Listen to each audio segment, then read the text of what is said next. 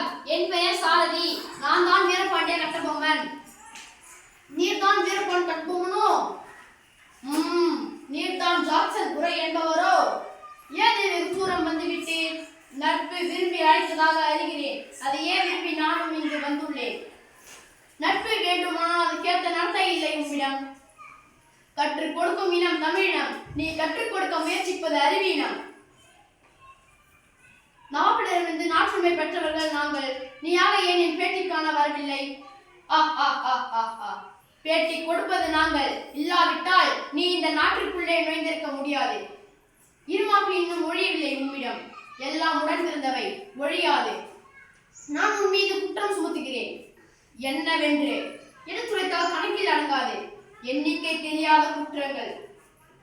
என்கா எண்ணிக்கை தெரியாது. அகம் பிடித்தவனே, கூறுகிறேன் கேள். உன் நிலத்தில் விளையும் விளைச்சல்களுக்கு கிஸ்தி கொடுக்கவில்லை. எங்கள் பேரரசுக்கு கீழரசராய் இருக்க திரைப்பணம் செலுத்தவில்லை. வெகு காலமாக வரி பணமும் வந்து செலுத்தவில்லை. இந்த பாக்கிக்கெல்லாம் வட்டியும் செலுத்தவில்லை. கிஸ்தி, திரை, வரி, வட்டி. வானம் பொழிகிறது, பூமி விளைகிறது. உனக்கேன் கொடுப்பது கிஸ்தி? எங்களோடு வயலுக்கு வந்தாயா? ஏற்றம் இறைத்தாயா? நீர் பாய்ச்சி நடுவயல் நிறைய கண்டாயா? நாற்று நட்டாயா? களை பறித்தாயா? கழனி வாழ் உழவர்களுக்கு கஞ்சி கலையம் சூண்டாயா? அங்கு கொஞ்சி விளையாடும் என் குல பெண்களுக்கு மஞ்சள் அரைத்து பணி புரிந்தாயா? அல்லது நீ மாமனா மச்சானா? மானம் கெட்டவனே, எதற்கு கேட்கிறாய் திரை? யாரை கேட்கிறாய் வரி?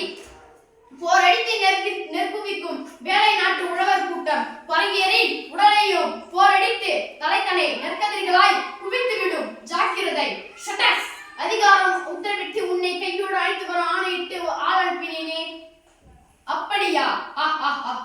பலே, நீ அனுப்பியால் மிகவும் புத்திசாலி. என்னை அழைத்து வரும் நோக்கத்தோடு எவனும் தலை காட்டியதில்லை என்ற பக்கம்.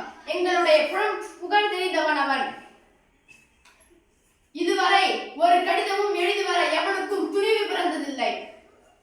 எழுதிவிட்டதாக என் முன்னே கூறிய உன்னை இனியும் உயிருடன் விட்டு வைப்பது என் குற்றம். துடிக்கிறது மீசை. அடக்கு அடக்கு என நட்பு நாடி வந்த உறவு தடுக்கிறது. என்ன மீசையை முடிக்கிறாயா?